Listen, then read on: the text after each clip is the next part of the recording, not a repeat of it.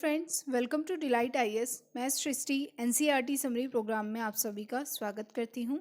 तो आज हम पढ़ेंगे एनसीईआरटी भूगोल कक्षा 7 का चैप्टर 4, जिसका नाम है वायु। तो पृथ्वी, आप सभी जानते हैं, हमारी पृथ्वी चारों ओर से वायु की घनी चादर से घिरी हुई है, जिसे हम वायुमंडल कहते हैं। और पृथ्वी पर सभी जीव जीवित रहने के लिए वायुमंडल पर निर्भर हैं।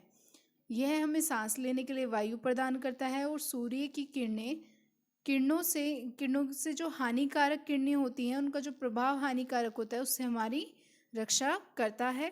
आप सभी जानते हैं, यदि सुरक्षा की यह चादर न हो तो हम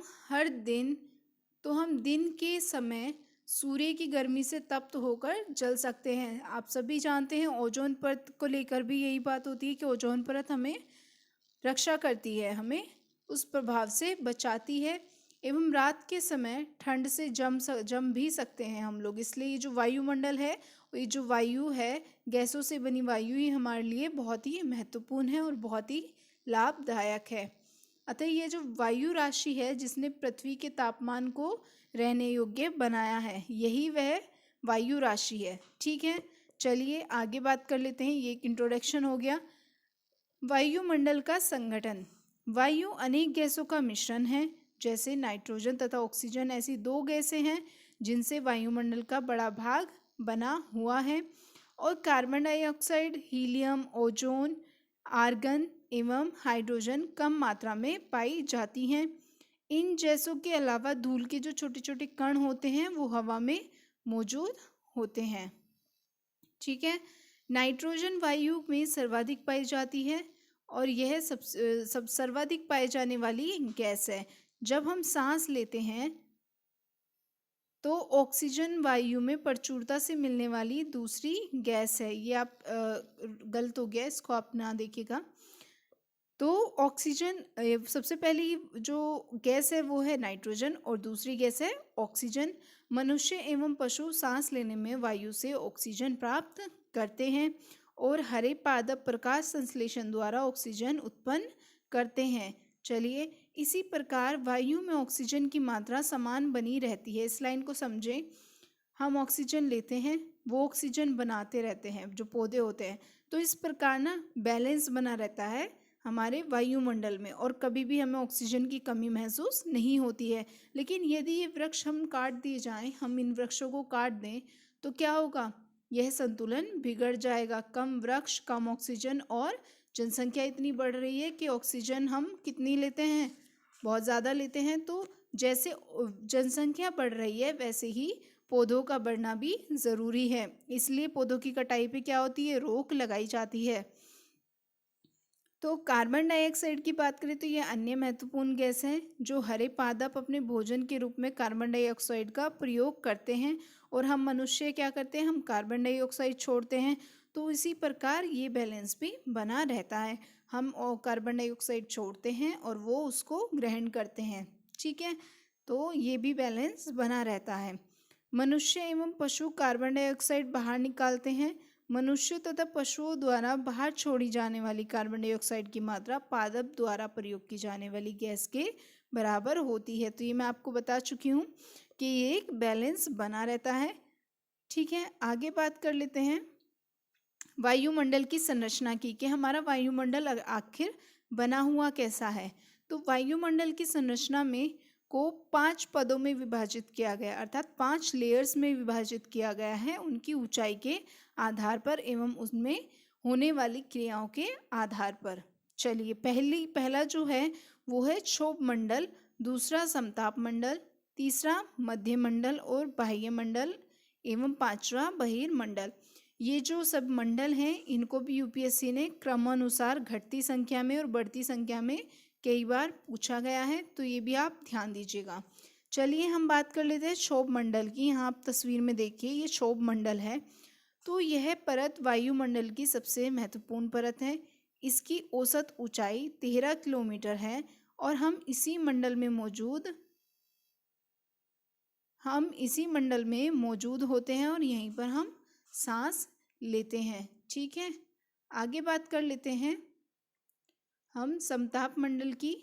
ठीक है, कि समताप मंडल कितने किलोमीटर की ऊंचाई पर है। और जो ये क्षोभ मंडल है उस पर एक बार देख लीजिए। जो क्षोभ मंडल है उसमें मौसम की लगभग सभी घटनाएं होती हैं, जैसे वर्षा हुआ, कोहरा हुआ, ओलावृष्टि हुई, तो ये सब चीज़ें इसी मंडल के बीच होती हैं। आगे बात करते हैं समताप मंडल की।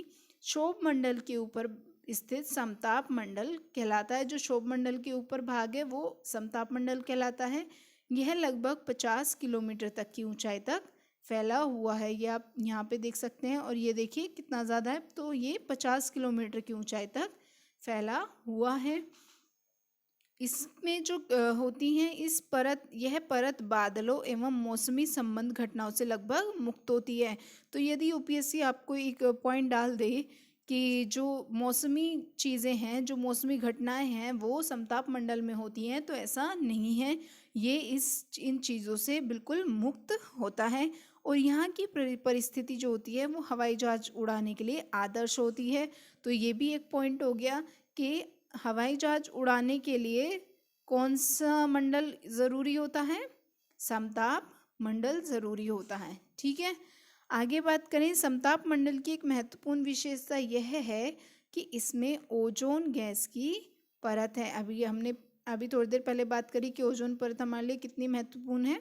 तो यह परत सूर्य से आने वाली गैसों से, हानिकारक गैसों से हमारी रक्षा करती है। चलिए आगे बात करें मध्य मंडल की। तो यह वायुमंडल की तीसरी परत है और यह समताप मंडल के ठीक ऊपर होती है।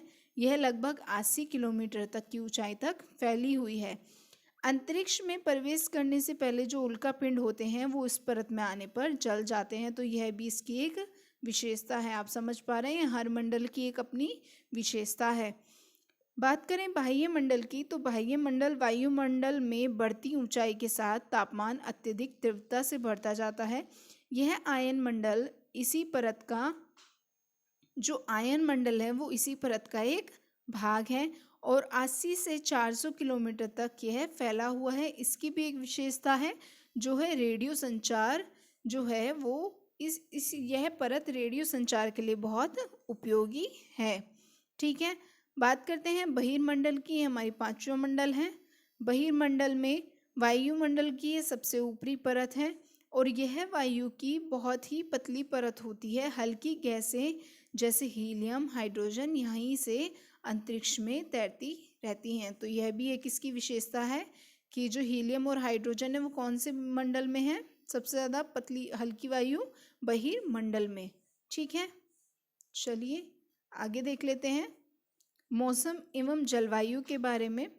तो आप सभी को पता है, मैं पहले भी ये बात कई बार रिपीट कर चुकी हूँ मौसम एवं जलवायु के बारे में, कि जो मौसम होता है वो दिन प्रतिदिन बदलता है, लेकिन जो जलवायु होती है वो दीर्घ काल में किसी स्थान का एक औसत मौसम होता है जिसको जलवायु कहते हैं। ठीक है, चलिए बात कर लेते हैं इसके बारे में। तो तापमान के बारे में यदि हम बात करें, आप सभी तापमान से को जानते होंगे। आप सभी ने तापमान को अनुभव किया होगा। तो वह वायुमंडल का तापमान जो हम अनुभव करते हैं वही तापमान होता है। जैसे कि अभी क्या हो रहा है, आप सबको जहाँ पे भी आप हैं, नॉर्थ इंडिया में तो सर्दी फील हो रही है, तो हमें यहाँ का तापमान कैसा महसूस हो रहा है? घटता हुआ महसूस हो रहा है ना। और गर्मियों में हमें तापमान कैसा होता है? बढ़ता हुआ, अर्थात गर्मी बहुत ज़्यादा होती है। तो यही तापमान है जो हम महसूस करते हैं। चलिए, वायु में मौजूद ताप एवं शीतलता के परिमाण को तापमान कहते हैं। आगे बात करें, वायुमंडल का तापमान केवल दिन और रात में ही नहीं बदलता बल्कि ऋतुओं के अनुसार भी बदलता है। हम सभी इस बात को जानते हैं, हम सभी इस बात से अवगत हैं। चलिए आगे बढ़ लेते हैं। एक नया शब्द होगा आप सभी के लिए, आतपन। आतपन को कहते हैं सूर्य तप। ठीक है, ये सूर्य तप का एक अलग शब्द है, मतलब इसका यही है। लेकिन यूपीएससी में जब ऐसे ऐसे शब्दों की आ जाते हैं, शब्दावली आती हैं, तो हम सभी लोग कंफ्यूज भी हो जाते हैं। तो इसको ध्यान दीजिएगा। आतपन एक महत्वपूर्ण कारक है जो तापमान के वितरण को प्रभावित करता है। सूर्य से आने वाली वह ऊर्जा जिसे पृथ्वी रोक लेती है वो आतपन कहलाती है। ठीक है, और आतपन की मात्रा भूमध्य रेखा से ध्रुवों की ओर घटती है, इसलिए तापमान उसी प्रकार घटता जाता है। आगे बात कर लेते हैं वायुदाब के बारे में। तो पृथ्वी की सतह पर वायु के भार द्वारा लगाया गया दाब वायुदाब कहलाता है। वायुमंडल में ऊपर की ओर जाने पर दाब तेजी से गिरने लगता है और समुद्र स्तर पर वायुदाब सर्वाधिक होता है और ऊंचाई पर जाने पर यह घटता रहता है। वायुदाब का वितरण किसी स्थान पर उपस्थित वायु के ताप द्वारा प्रभावित होता है। यह हो गई वायुदाब के बारे में बातें। और अधिक तापमान वाले क्षेत्र में वायु गर्म होकर जो वायु है वो तेज़ कब चलती है, आंधी तूफान कैसे आते हैं, मौसम साफ कैसे हो रहता है, बादल घटा नमी कब होती है, यह सभी जो होता है वो वायुदाब पर ही निर्भर होता है। चलिए, अधिक तापमान वाले क्षेत्र में वायु गर्म होकर ऊपर उठती है और यह निम्न दाब क्षेत्र बनाती है। निम्न दाब वाले जो जहाँ निम्न दाब होगा वहाँ बादल युक्त आपको आकाश देखने को मिलेगा एवं नम मौसम के साथ जुड़ा होता है। आप जब कभी भी अपने आसमान में देखें शाम के समय या दिन के समय, तो यदि आप बादलों से घिरा हुआ मौसम देख रहे हैं और हल्की नमी आपको महसूस हो रही है, तो मानिए कि आज वायुदाब निम्न है। ठीक है, निम्न वायुदाब क्षेत्र है जहाँ पर हम खड़े हुए हैं। आगे बात करते हैं, कम तापमान वाले क्षेत्रों में वायु ठंडी होती है। इसके फलस्वरूप यह भारी होती है और भारी वायु निम्न होकर उच्च दाब क्षेत्र बनाती है और उच्च दाब के कारण स्पष्ट एवं स्वच्छ आकाश आपको देखने को मिलता है। वायु दाब सदैव उच्च दाब क्षेत्र से निम्न दाब क्षेत्र की ओर गमन करती है और यही पवन चक्र कहलाता है।